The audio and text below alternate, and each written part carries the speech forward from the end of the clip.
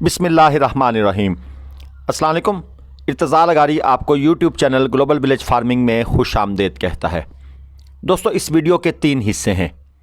पहले हिस्से में यकीनन वीडियो में नज़र आने वाले जानवरों के रेट्स डिस्कस करेंगे। रेट्स, फाइनल प्राइस, डिमांड, उम्र, वज़न और हमारी ऑफ़र आपको स्क्रीन पर लिखी हुई नज़र भी आ रही है। दूसरे हिस्से में हम डिस्कस करेंगे कि क्या झोटियाँ नीली रावी की तोलकर ख़रीदना मुनासिब रहेगा या इस काम में कोई फ्रॉड वगैरह शामिल है। मैंने लुडन मंडी की पिछली वीडियो में दोस्तों से इस बारे में राय मांगी थी। काफ़ी दोस्तों ने व्हाट्सएप मैसेज करके अपने तासरात बताए। कुछ भाइयों के साथ फ्रॉड भी हुए। वज़न कम होने की शिकायत भी आई और ग्रोथ ना होने के मसाइल भी बताए गए।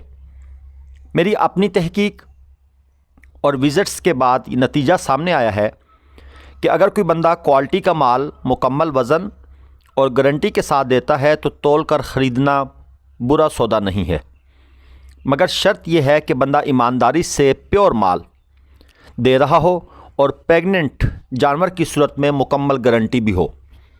मंडियों में भी काफ़ी फ्रॉड है।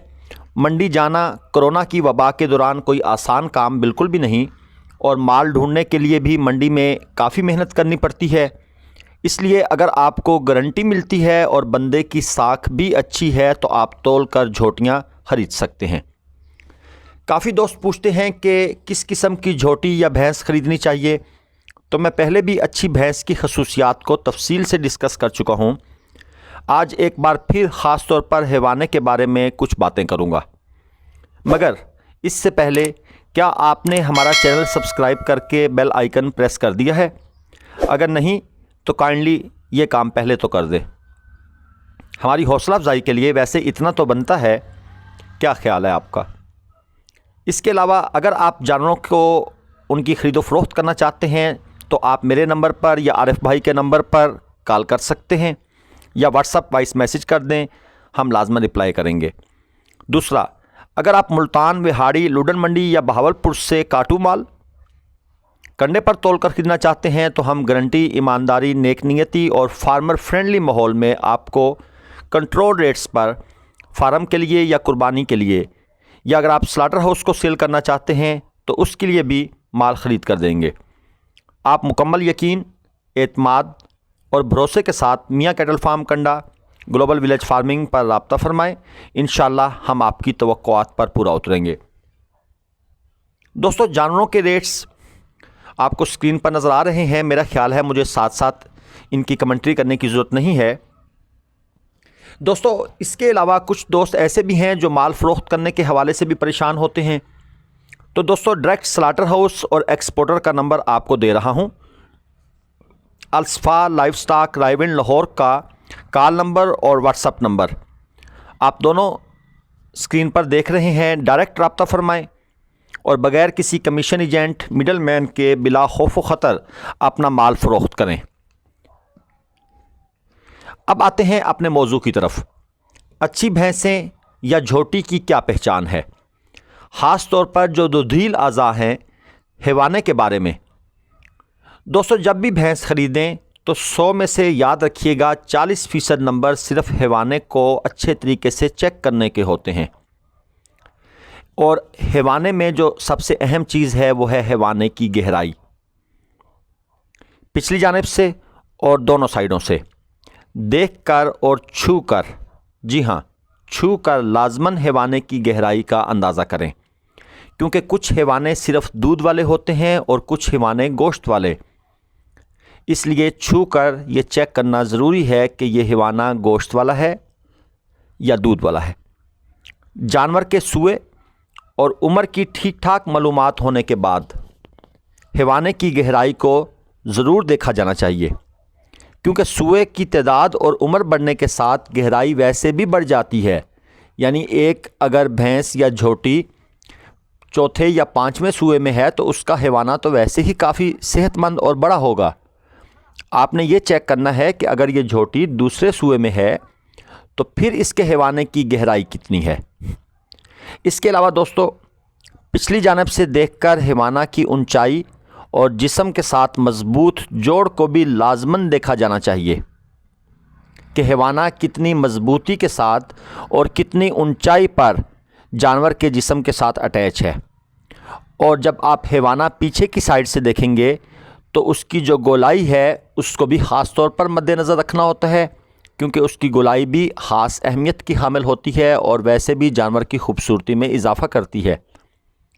اس کے علاوہ حیوانے کے درمیان سے گزرنے والی رسی نما سپورٹ، جس کو آپ سائنٹیفک لینگویج میں سسپینسری لیگمنٹ کہہ سکتے ہیں، اس کا مضبوط ہونا اور گہرا ہونا بھی بہت ضروری ہے، کیونکہ اگر یہ سپورٹ ٹوٹی ہوئی ہے، جو کہ زیادہ عمر کے جانور کی ٹوٹ بھی سکتی ہے اور یہ سسپینسری لیگمنٹ یا درمیان والی لائن غائب ہو سکتی ہے، اور اگر یہ سپورٹ چھوٹی عمر کے جانور کی ٹوٹی ہوئی ہے، یعنی درمیان میں سے گزرنے والی رسی نما سپورٹ نہیں ہے حیوانے کے درمیان سے، تو حیوانہ غیر متوازن ہوگا اور کچھ عرصے کے بعد جانور کا وزن برابر نہ ہونے کی وجہ سے کھروں کے مسائل سٹارٹ ہو جائیں گے۔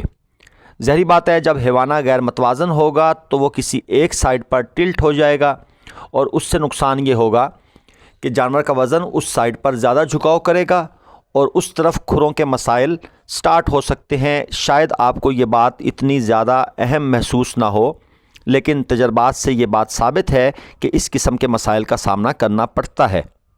دوستو، امید ہے آپ میری باتوں سے بور نہیں ہو رہے ہوں گے۔ چلیں تھوڑا سا بات کو ٹویسٹ کرتے ہیں، تھوڑا سا دھوکے کی بات کر لیتے ہیں جو منڈیوں میں اکثر دیکھنے میں آتا ہے۔ یہ تو آپ کو معلوم ہی ہے کہ منڈیوں میں اکثر جانوروں کو ڈکا لگا کر لایا جاتا ہے، لیکن اس کے علاوہ ایک اور بیماری بھی ہے، وہ ہے حیوانے میں دودھ بھرنے والی۔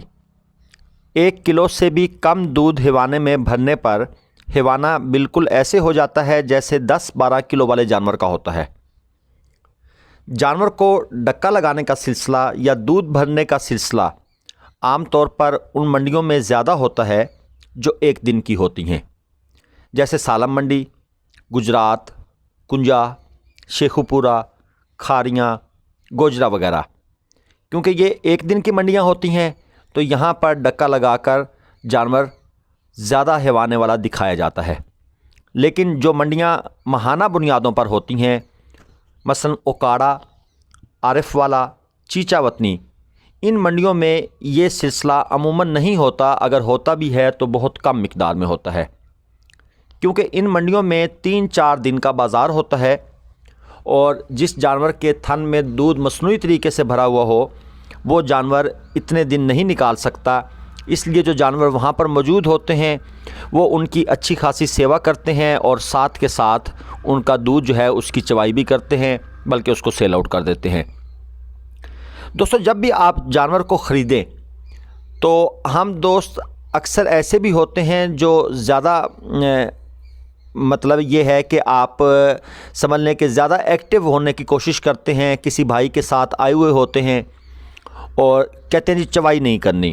دوستو، چوائی لازماً کیا کریں، اور چوائی کرتے ہوئے ایک چیز جو آپ نے لازماً چیک کرنی ہے وہ یہ ہے کہ کیا اس کے دودھ کا ذائقہ نمکین ہے۔ جس کے دودھ کا ذائقہ نمکین ہو، ایک تو دودھ ویسے بھی تھوڑا سا نمکین شاید ہو، لیکن اگر تھوڑی سی نمکاہٹ جو ہے وہ زیادہ محسوس ہو تو سمجھ لیجیے کہ مسئلہ ہے۔ ایک اور چیز، نمکین دودھ ہونا بھی مسئلہ ہے اور دودھ کا زیادہ میٹھا ہونا بھی مسئلہ ہے۔ ان دونوں جانوروں کو، جن کا دودھ زیادہ نمکین ہے یا جن کا دودھ زیادہ میٹھا ہے، ان کو اچھی طرح ٹھوک بجا کر چیک کریں، بلکہ کوشش کریں ایسے جانوروں کو نہ ہی خریدیں، کیونکہ آج کل منڈیوں میں ایسے سائنسدان آ چکے ہیں جو بہت ہی ٹیکنیکل طریقے سے فراڈ کرتے ہیں۔ دوستو، یہ تھی آج کی ویڈیو۔ انشاءاللہ مزید باتیں اگلی ویڈیو میں کریں گے۔ ارتضیٰ لغاری کو اجازت دیجیے۔ السلام علیکم۔